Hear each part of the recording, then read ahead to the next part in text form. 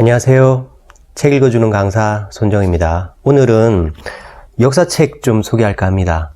종횡무진 동양사라는 책입니다.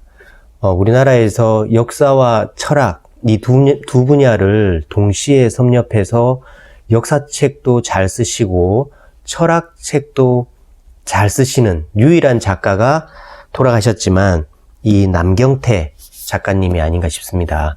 그러니까 이 작가님은 또 역사도 동양, 서양, 한국사를 두루 섭렵하셨죠. 그래서 돌아가시기 전에 하셨던 그 라디오 방송 타박타박 세계사, 그것도 지금 팟캐스트에서 다시 들을 수 있거든요. 들어보시면 참 좋을 것 같아요. 저는 오늘 그분의 책 중에 동양사에 대해서 소개할까 합니다. 이 책은 동양사라고 되어 있지만 동양 하면은 중국, 인도, 일본 이렇게 세 나라의 역사를 다루고 있고요. 그래서 아라비아의 역사라든가 다른 동남아시아라든가 이쪽의 역사는 좀 빼고 있죠. 왜냐하면 이제 주류가 아니기 때문에 그런 것 같은데 그쪽 역사를 또 다룬 책들이 있어요. 이슬람 쪽을 다룬 책들도 있고 그런 쪽은 이제 따로 읽어보시면 좋을 것 같고요. 저는 이제 이 책을 한 3번 읽었고요. 3번 읽고 지금 이제 다시 또 읽고 있는데 오늘 이 내용을 이게 600페이지 정도에 달하기 때문에 다 소개할 수는 없고 재미있는 내용, 제가 지금 다시 읽어가고 있기 때문에 제가 읽으면서 우리한테 조금 호기심을 자극하고 그게 그거였어? 하는 그런 것들을 좀 소개할까 합니다. 오늘은 인도의 역사에서 그거였어 하는 것 중에 카스트 제도와 간다라 양식에 대해서 좀 말씀드릴게요. 우리가 이제 언어를 얘기할 때 유럽의 언어가 우리하고 어순이 다르잖아요. 그래서 우리를 알타이어족이라 그러면 유럽 이쪽을 인도 유럽어족이라 그러잖아요. 그러니까 이거는 언어를 나타내는 것이기도 하지만 인도 유럽어족이에요. 그래서 인도 사람하고 유럽 사람하고는 인종이 같다라는 뜻이에요. 쓰는 말의 어순도 같고. 그래서 이 사람들을 표현하는 인종 표현법이 따로 있죠. 바로 아리아인. 아리아인 하면 생각나는 거 있죠. 히틀러죠. 히틀러가 항상 자기는 아리아인의 후예다 그러면서 다른 족들을 배척했잖아요. 특히 유대인을 많이 배척을 했죠. 들리는 얘기로는 아리아인이 원래 중앙아시아에서 발원을 해서 두 갈래로 이제 뻗어갔어요. 하나는 유럽으로 가고 한쪽은 인도 쪽으로 오면서 저 유대인이 있는 그쪽으로 가다가 그 유대인이 있는 셈족 그쪽에는 못 갔다고 해요. 거기에 싸움에 져서. 그래서 그거에 대한 안갚음으로 유대인을 그렇게 학대했다. 그런 설도 있습니다. 그렇고요. 그러면 인도에 이 사람들이 어떻게 왔나? 아리아인이 중앙아시아에서 이제 유럽으로도 가고 또 한 갈래는 인도로 왔는데 인도로 왔을 때도 이미 인도에는 인도의 원주민이 있었겠죠. 그 인도의 원주민을 드라비다족이라 그래요. 이 드라비다족이 원래 있었는데 이제 아리아인이 인도로 쳐들어와서 여기를 이제 지배하기 시작하니까 지배하면서 자기 아리아인들과 원주민을 차별을 두고 싶은 거예요. 그래서 자기들은 종교나 정치나 이런 걸 맡고 드라비다 쪽은 다 노예로 만든 거예요. 이게 뭐다? 바로 카스트 제도의 시작이에요. 그래서 카스트 제도가 이제 4단계로 되어 있잖아요.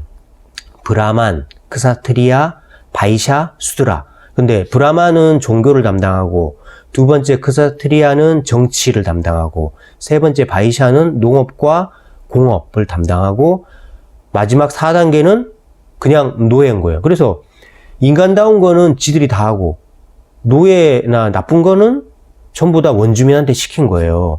그러다가 처음에는 카스트 제도가 인종으로 구분했어요. 아리아인들과 드라비다족으로. 근데 이제 역사가 흐르면서 그 아리아인이 인도에 온 게 지금으로부터 벌써 한 3000년 전 그때인데 지금도 카스트 제도가 있잖아요. 근데 어떻게 카스트 제도가 그럼 아직 있냐?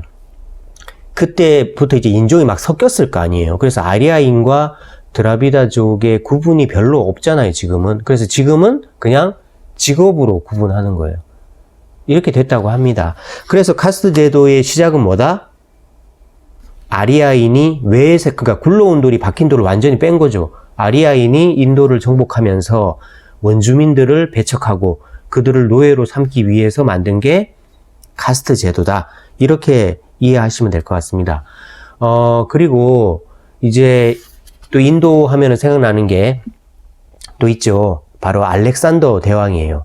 이제 그리스가 이제 뭐 400년대 이때에 한창 전성기였죠. 소크라테스 있고 그때 뭐 한창 아테네하고 페르시아 전쟁에서 이기고 이제 이때가 전성기였는데 이제 페르시아 전쟁에서 이기고 나서 자기들끼리 내분이 일어났잖아요. 그래서 아테네하고 스파르타하고 싸운 그 펠로폰네소스 전쟁 때문에 이제 스스로가 약화되고 그 이후에 일어난 세력이 누구냐 하면 그리스 바로 위에 있던 마케도니아에서 알렉산드로스가 이제 내려왔잖아요. 그래서 알렉산더가 전체를 다 점령을 하고 어디까지 갔어요?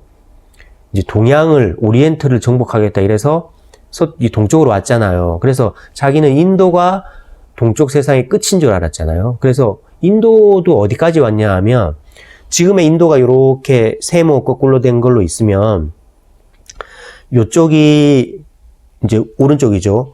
요쪽이 이제 지금의 뭐 겐지스강 있고 한쪽이고 캘커타가 있는 쪽이고 이렇게 역삼각형의 이제 서쪽은 이제 펀자브 지방이라고 해서 이제 거기까지 밖에 안 온 거예요. 근데 거기까지 왔다가 알렉산드로스는 이제 기원전 323년에 이제 거기서 죽어요.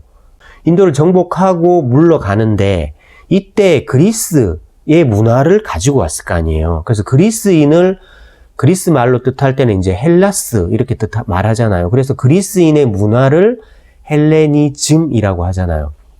그래서 알렉산더 대왕이 인도를 정복하기 위해서 인도 펀자브 지방까지 오고 펀자브 지방에 남기고 간 그리스풍의 문화를 헬레니즘이라고 한다. 그런데 그 펀자브 지방에서도 특히 간다라 지방이 있어요.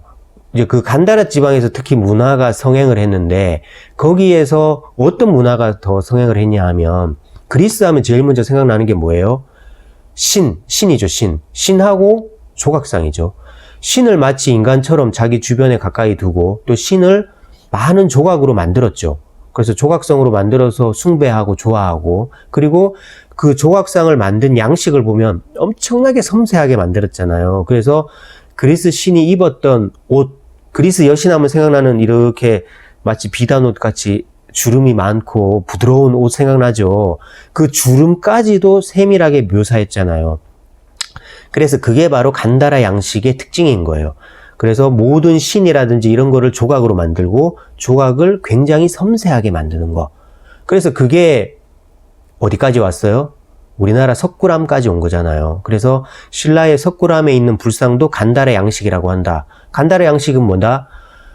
처음에 원래 석가모니는 자기 붓다의 뜻이 뭐예요? 부처. 부처는 신이 아니죠. 부처는 깨달은 자라는 뜻이 붓다잖아요. 그래서 나는 신이 아니기 때문에 나를 숭배하지 마라. 그냥 내가 말하는 좋은 얘기들 이런 것만 따라라. 그러니까 법을 따라라 라고 한 거지 나를 숭배하라라고 한 적은 없어요. 그래서 불교는 원래가 조각을 만들지 않죠. 불상을. 그런데 그리스 애들은 신들을 조각으로 만들잖아요. 그러니까 그게 들어온 거예요.